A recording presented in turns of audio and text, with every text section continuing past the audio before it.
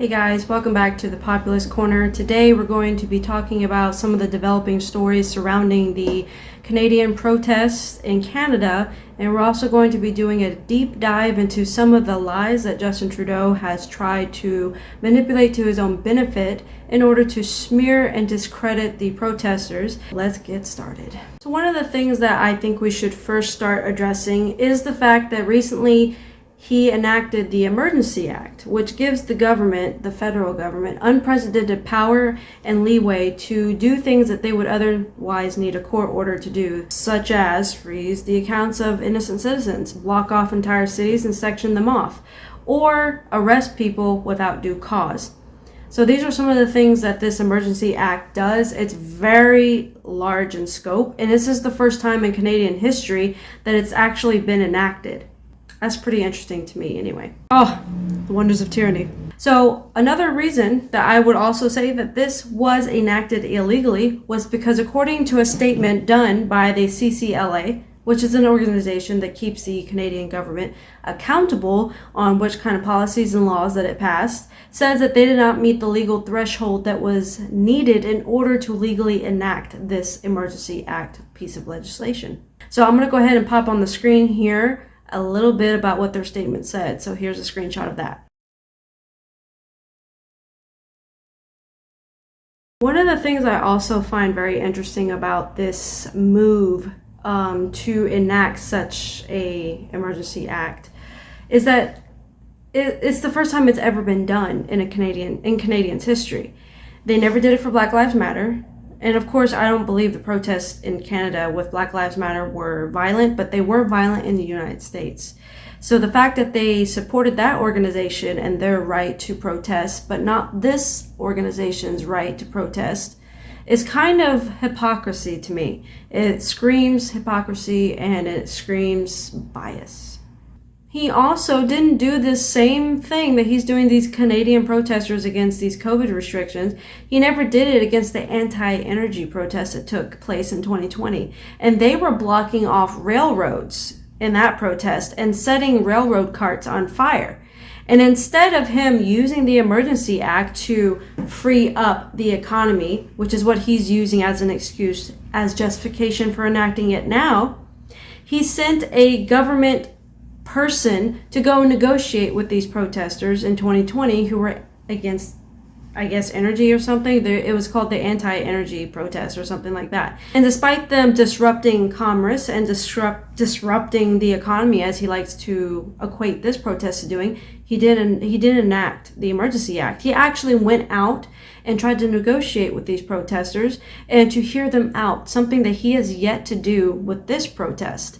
So that is another thing to keep in mind. What's also interesting to me is that this piece of legislation is allowing the police to do things that you would normally need a court order for, which I've mentioned earlier. One of those things is seizing the accounts of anybody who participated in the protest or anybody who contributed to the protest. And even the chief of police of Ottawa said that this investigation into protesters is going to be months long. So even if they do disperse people from Ottawa and they get rid of the protesters and the protest technically ends by force, they've made a statement saying that they're going to continue to hunt down people who gave money or donated money because they are considered suspects and they're also considered criminals, and that they will be met with the appropriate charges. I don't understand what's going on except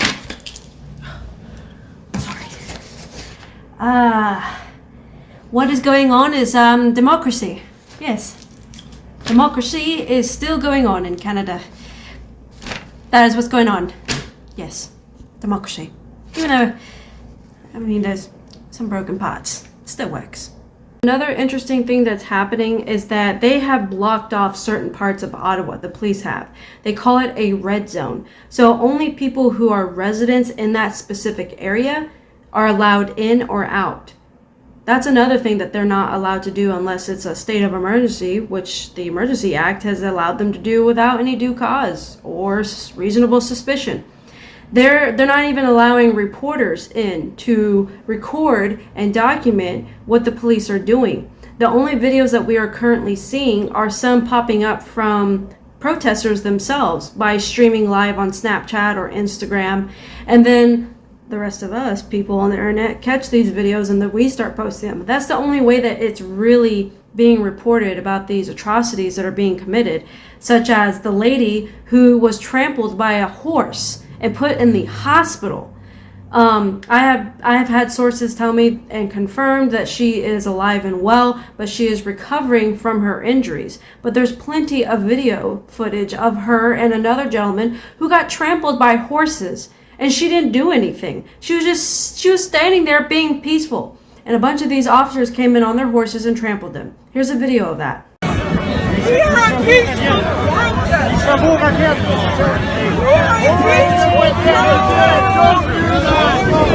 Hold the line! Here comes the horses. Stand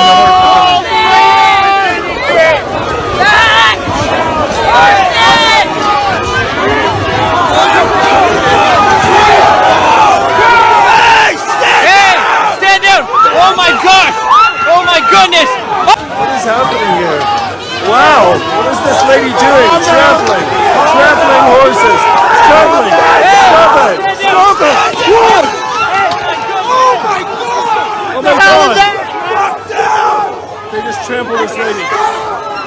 They just trampled that lady. There is a big reason why they're not wanting media to come in and, document everything, because once this all ends, it is going to fall back so heavily on those who participated in this tyranny, these police officers. They will be held to the highest extent of the law. And so that is probably why they're not allowing media in. The only person that I have been following that has gotten some really good documentation of these protests while the emergency enactment has been done is Rebel News. And on the side of Rebel News, there was a female reporter who was supposedly knocked in the head by one of the batons by the police officers and tear gassed. Here's a video of that.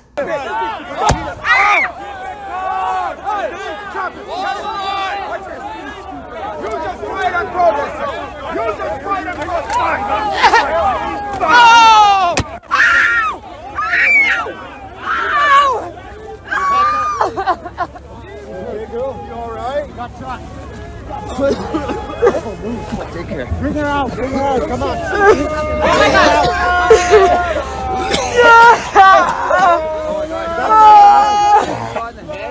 The leg. Bring her down there.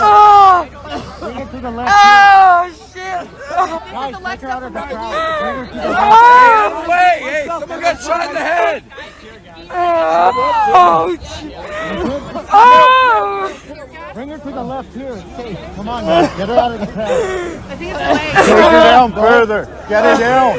Get her out of the crowd. Oh, shit. Tear gas. Is it just burning? What is it? What is it? What is it? Just wrong? burning? Is it burning? What is it? Oh, my God. What is it? It burns? It hurts. Okay. Where? This is what's happening. Oh. Is there medic? No? Find a medic. Milk? Yeah, it's sulfur. Oh. So it only makes sense that they don't want media or any news reporter or journalist to have access to the cities and to the areas that they have cut off and considered red zones. They don't want any accurate reporting of the events taking place because the government wants to control the narrative. And that is what you see in a lot of these communistic regimes. You see it in North Korea, you see it in Venezuela, you see it in China, and you see it in other communist countries. To think that Canada is falling slowly into communism is not that much of a surprise because Canada is mostly a socialist country. They have socialized healthcare and they have a lot of other socialized things about their country. The government controls a lot of it. So this is a good example, and we're seeing it in live time of what socialism becomes eventually. When the government has control, because you gave it to them to begin with, the government will never cease it and they will continue to want more control. So honestly, in my opinion, I think everyone in the world who vouches for socialism and that we need to go to socialism, I think we're all getting a very first-hand account of what socialism eventually leads to, which is communism. Look at Canada. So now we're going to address some of the lies that Justin Trudeau has said. So let's take a look at his very first statement and address of the issue. We are not intimidated by those who hurl insults and abuse at small business workers and steal food from the homeless. I don't think the protesters are intimidating. If anything, they're the most open and welcoming people, and it's probably the most peaceful protest that I've seen. So that's a lie. And another lie that he told was that these protesters were stealing food from the homeless. Let's fact check that. As a church, we assembled and just serving coffee and hot chocolate here to whoever wants. It's just amazing here to see how much love there is. All the people around here, unity, and everybody is just amazing. I would encourage everyone to come out and support it. So just to clarify, can anyone come here and receive what you're offering? Does it matter if they're a part of the protest or not? No, it's open for anybody. At the end of the day, we're here to glorify God, so it is for everybody.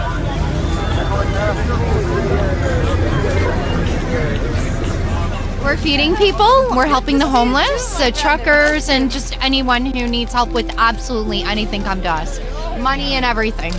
Lincoln J for Rebel News here in Ottawa. Now, I've been on the ground covering the truckers' convoy since the 28th of January, and I cannot express enough how peaceful an environment it is here. There's literally food being handed out everywhere. It doesn't matter whether you're a trucker, a supporter, a protester. If you come here and you're in need in the city of Ottawa, they will feed you.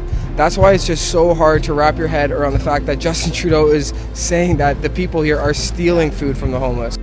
So that we can continue making stuff so that we're keeping everyone nice and warm, so that they're all out here fighting the good fight. Nobody has to pay anything. They can contribute if they want. Whatever they're contributing to us, it gives us extra money to buy more stuff that we're lacking. And whatever is extra, we give it to the truckers to help them for their fuel. Now, just to clarify, guys, you don't even have to be a part of the protest supporter. You can just be a citizen in Ottawa that's in need, and you can come here and get something to eat. Yes. Absolutely. There's socks all the time that come in, shampoo, toothbrush, toothpaste. There's all kind of stuff that people come and give, and they just want to donate, so that they leave it on the table here, table there.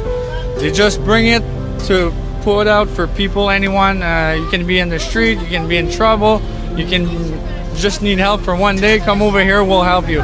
This is from Polish store. Yes. From Toronto. Oh, look what they're bringing in. They're eating better than us. Wow, I wish I was a trucker, man. Bread, food. That looks like a barbecue right there. Looks like they're going to be eating really well for a really, really long time. And we bless them, that is for sure. Look at this. Look at all of the provisions. Oh my goodness. And guess what? Everybody is going to want to keep sharing. Who are you? I'm Bernadette, and we came here with Anna from Toronto. We brought 1,550 Polish sausages for our truckers. We brought some bread and buns and Polish donuts, and you know what, we know that they drive, so we didn't bring alcohol, but should they request some Polish vodka, we're very happy to bring that too. Okay, that is wonderful. Why did you do this? Because we stand behind them. We come from communist country, and we came here because we didn't want to have oppression. We wanted to live in a free country, and for the last 2 years we're living like prisoners. We are being told to stay at home. We're told not to go to the restaurant, not to go to the church.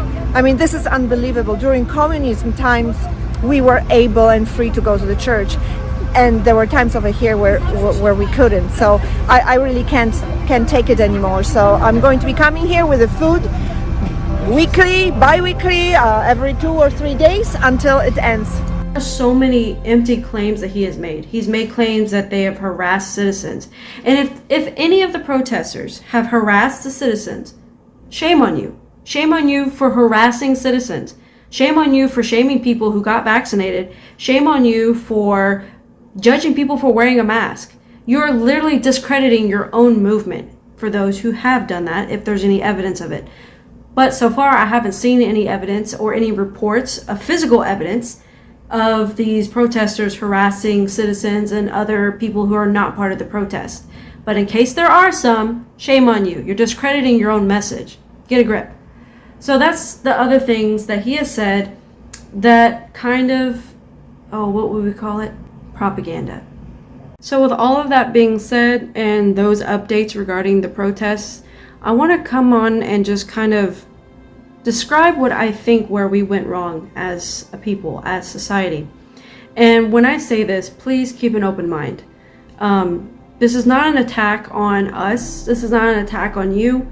This is not an attack on anybody, because sometimes we do things without knowing what the repercussions later on down the road will be.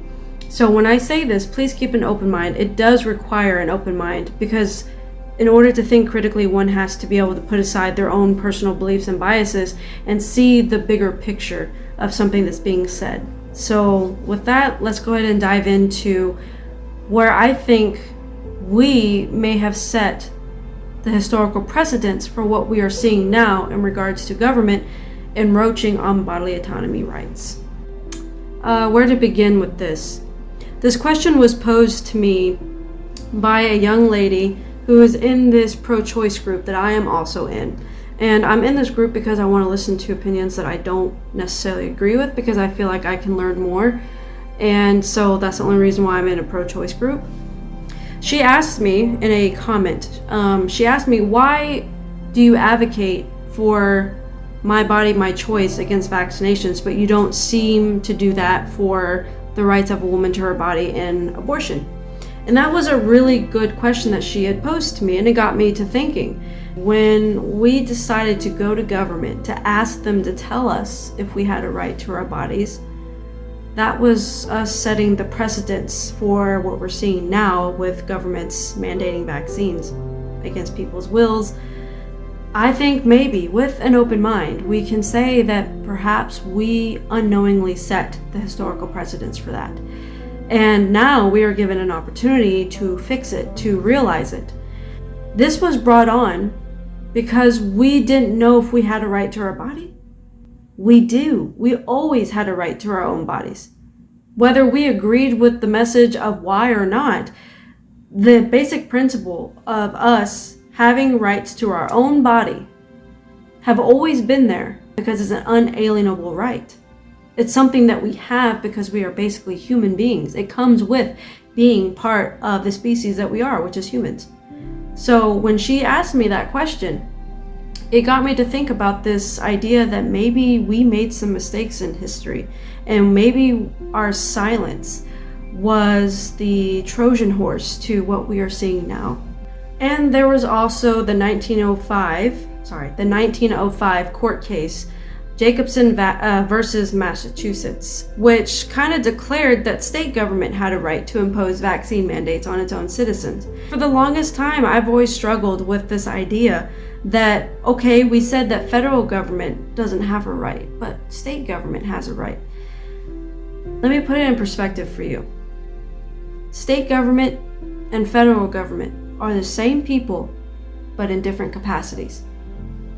Let me repeat that again. State government and federal government are the same people at different capacities. So why would we give state governments the right to tell us what to do with our bodies, but we wouldn't give federal government the right? I think that's where we messed up. Jacobson had the good idea that not even state governments had a right to his body. He was right. And also when he went to court, he had evidence that he wanted to present to the judges, to SCOTUS, of why he believes that vaccination should be a choice and not be forced upon. But the judges at the time didn't want to hear his evidence, and they threw it out, and they made their decision without even hearing his full claim. That set the precedents for other things that happened in our history, such as forced sterilization of women who state government felt were not adequate enough to be a part of society, and that they didn't want women to reproduce more idiots, basically. Do you see where I'm going with this idea, with this food for thought, I guess I would say. We possibly could have been the reason why we are facing vaccine mandates today, because we did not hold our government accountable and we let it slide. I understand why we would let the slide happen regarding to state governments having a right to enforce vaccine mandates, because we have the 10th Amendment. But if you read the 10th Amendment, it doesn't necessarily say that state governments have a right to impose a medical procedure on its citizens. It doesn't say that. It just basically says that laws and rights that are not afforded to the federal government fall back onto state governments. It doesn't necessarily say what those rights are. And as bad as the COVID-19 pandemic has been, with an open mind and with an open heart, we can sit here and say that maybe this is an opportunity for us to all wake up and realize that we have an opportunity, a very small window, to take charge of our own bodies again. Now, the abortion issue and vaccine issues are fundamentally two different things, and the abortion issue is a whole different conversation, so it's not meant for this video. But we have an opportunity right now, given that history, we have an opportunity to reevaluate where we gave government power and where we need to take it back into our own hands. See, the government, it depends on us not knowing these things. It depends on us to sit in an echo chamber.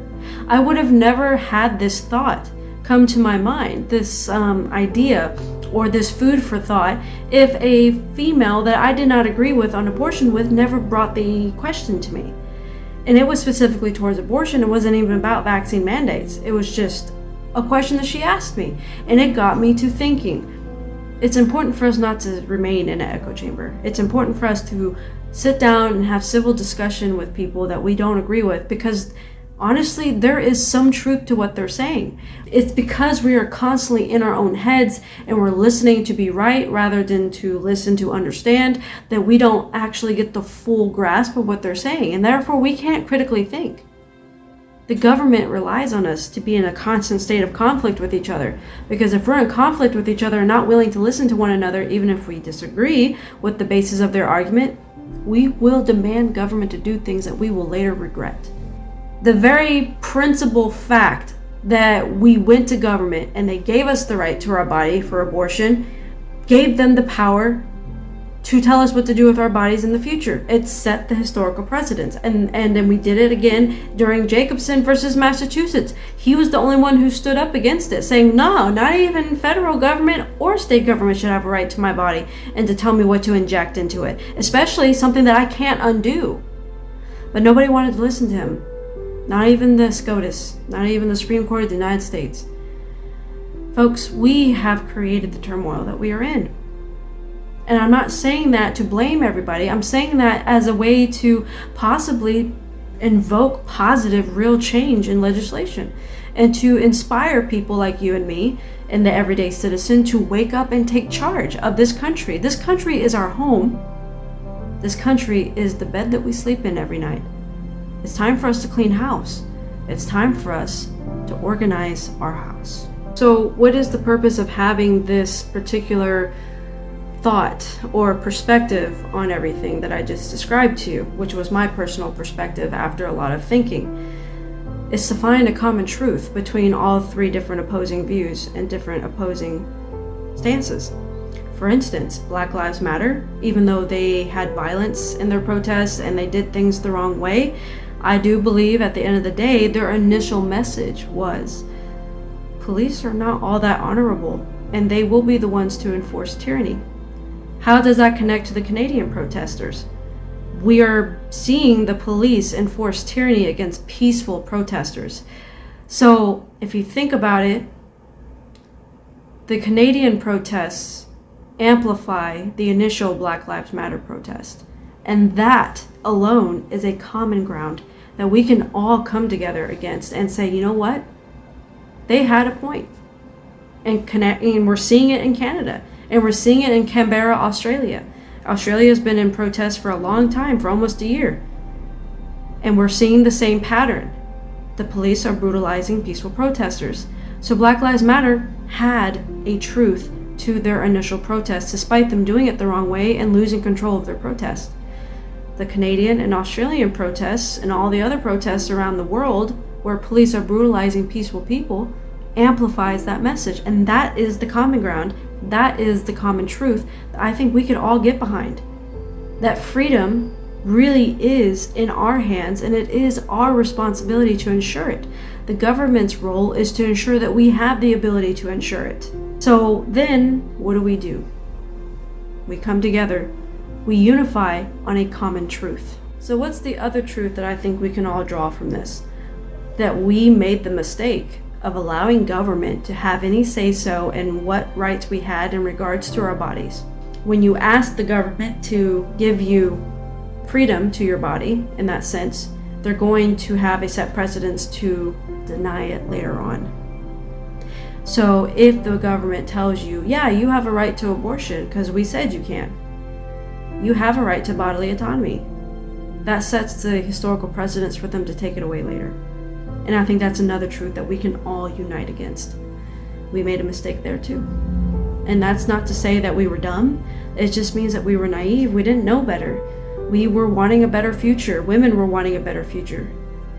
That decision led to a lot of heinous things happening in the 20th century, such as forced sterilization of women who state governments felt like were not, best to breed and produce more idiots, and to force sterilize people who were mentally ill against their will too.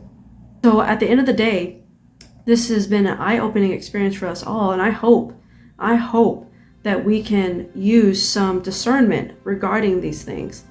In the link down below, I will post an article that was written by the History Channel regarding the Jacobson versus Massachusetts court case about vaccine mandates.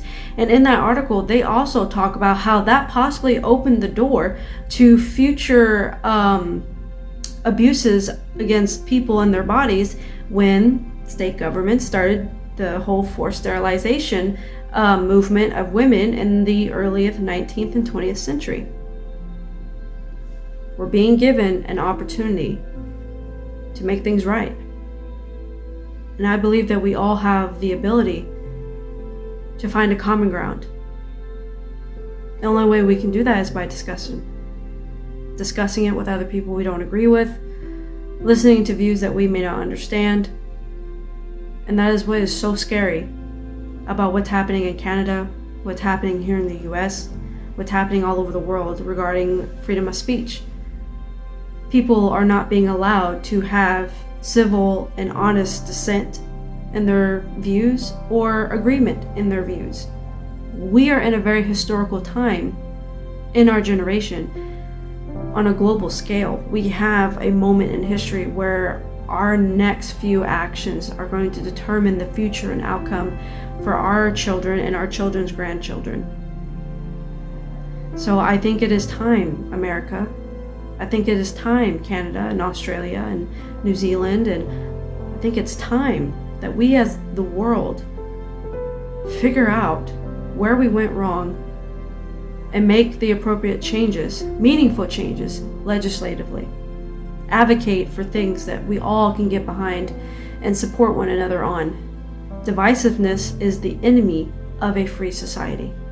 I love you guys. Thank you for watching my show, and I am very grateful. I have a very small podcast. It's just me right now, and I enjoy having this outlet to express my concerns as a concerned citizen and as a concerned human being. And I do hope that I can bring some perspective to the table.